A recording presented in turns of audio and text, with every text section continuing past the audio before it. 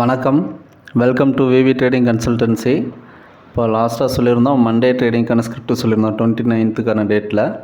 அதில் பார்த்தோன்னா Nifty, bank Nifty, fin Nifty, Kotak bank, seal இந்த 5 ஸ்கிரிப்ட் சொல்லியிருந்தோம். இதில் வந்து ஓவராலாக ப்ராஃபிட் வந்து 25,500 ப்ராஃபிட் பண்ணியிருக்கோம்.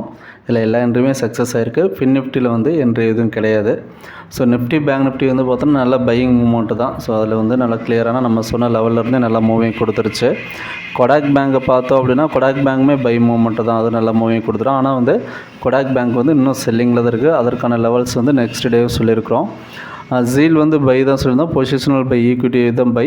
ஸோ அது ஆப்ஷன்ஸ் அதே வந்து ஃபியூச்சர்ஸில் பண்ணியிருந்தோம் அப்படின்னா 3000 குவான்டிட்டி அது லாட் சைஸு. ஸோ அதில் 2 பாயிண்ட் கிடச்சா கூட நம்ம எக்ஸிட் ஆகிக்கலாம். அந்த மாதிரி நம்ம டெய்லி ஸ்விங் ட்ரேட் பண்ணுறதுக்கு யூஸ் பண்ணிக்கலாம் ஜீலை பொறுத்தளவு.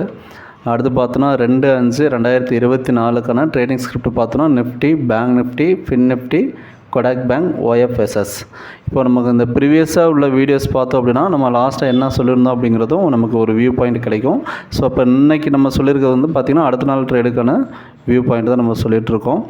நிஃப்டி பார்த்தோம் அப்படின்னா R1 R2 லெவல் வந்து 22,748, 22,816. சப்போர்ட் ஜோன் பார்த்தோன்னா 22,598, 540.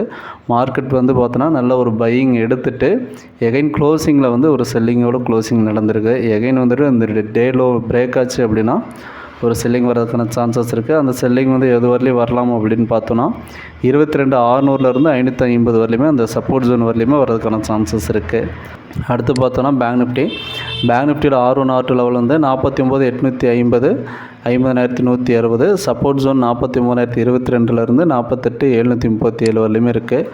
பேங்க் நிஃப்டியுமே வந்து பார்த்திங்கன்னா க்ளோசிங் டைமில் ஒரு செல்லிங்கோட தான் க்ளோசிங் நடந்திருக்கு. இந்த செல்லிங் வந்து கன்டினியூ ஆகணும் அப்படின்னா இந்த டே லோ வந்து கிளியராக பிரேக் விட்ருக்கணும். பிரேக் ஆச்சு அப்படின்னா கீழே சப்போர்ட் ஜோன் 49 வரலையுமே வர்றதுக்கான சான்சஸ் இருக்குது. ஸோ வெயிட் பண்ணி பார்க்கலாம். அடுத்து பார்த்தோன்னா ஃபின் நிஃப்டியோட R1 R2 லெவல் வந்து 21,990 22,015 வரலையுமே இருக்குது. சப்போர்ட் ஜோன் வந்து 21,687, 21,663. ஸோ இதுவும் சேம் தான், பேங்க் நிஃப்டி மாதிரியே க்ளோசிங்கில் வந்து செல்லிங்கில் தான் க்ளோசிங் நடந்திருக்கு. அடுத்த சப்போர்ட் ஜோன் வந்து பார்த்தோம் அப்படின்னா 21,600 வரலையும் வர்றதுக்கான சான்சஸ் இருக்குது இந்த செல்லிங் கன்னிங் ஆச்சு அப்படின்னா. ஸோ வெயிட் பண்ணி பார்க்கலாம் எப்படி இருக்குன்னு, லைவில் எப்படி இருக்குங்கிறது பார்ப்போம். அடுத்து பார்த்தோன்னா கொடாக் பேங்க்கோட செல்லிங் லெவல் பார்த்தோன்னா செல் பிலோ 1,620க்கு கீழே செல் பண்ணோம் அப்படின்னா 1,600 வரலையும் வர்றதுக்கான சான்சஸ் இருக்குது. இது ஏன் நம்ம செல் கொடுக்குறோன்னா லாஸ்ட்டாகவே சொல்லியிருந்தோம். அதாவது ப்ரீவியஸ் டேயில் வந்து ஒரு பையிங் கொடுத்துருந்ததில் மேலே போயிட்டு தான் எகைன் வந்து செல்லிங் வருது. டே சார்ட் லெவலில் வந்து பார்த்தோன்னா ஒரு பெரிய கேப் டவுன் ஆகிருக்கு. கேப் டவுன் ஆகிட்டு பிலோ லெவலில் தான் ட்ரேட் ஆகிட்டுருக்கு. ஸோ இந்த லாஸ்ட்டு 3 டேஸாக வந்து பார்த்திங்கன்னா ரெக்கவரி எதுவும் பெரிய லெவலில் இல்லை.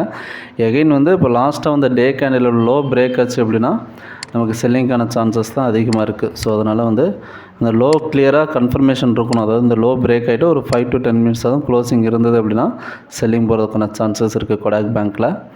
அடுத்து பார்த்தோம் அப்படின்னா OFSS வந்து பை எபோ ஆல்ரெடி சொல்லியிருந்தோம். டே சார்ட் லெவலில் வந்து பொசிஷனல் பையிங் எடுத்திருக்கு அப்படிங்கிற மாதிரி சொல்லியிருந்தோம். இப்போ லாஸ்ட்டு 2 டேஸாக வந்து ஒரே ரேஞ்சுக்குள்ளேயே தான் ட்ரேட் ஆகிட்டுருக்கு. பை எபோ 7,664க்கு மேலே பை பண்ணோம் அப்படின்னா 7,900 வரலையும் போகிறதுக்கான சான்சஸ் இருக்குது. இந்த டார்கெட் வந்து பொசிஷனல் டார்கெட் தான். இன்ட்ராடேக்கு வந்து நமக்கு ஒரு 100 பாயிண்ட்ஸ் ஏறிச்சினாலே ஒரு டார்கெட் புக் பண்ணிக்கலாம். டே லெவல் சார்ட்டில் வந்து பார்த்திங்கன்னா லாஸ்ட்டாக ஒரு ப்ரீவியஸ் டேஸில் வந்து பார்த்திங்கன்னா ஒரு 2 நாள் வந்து நல்ல பையிங் வால்யூம் தான் எடுத்திருக்கான்.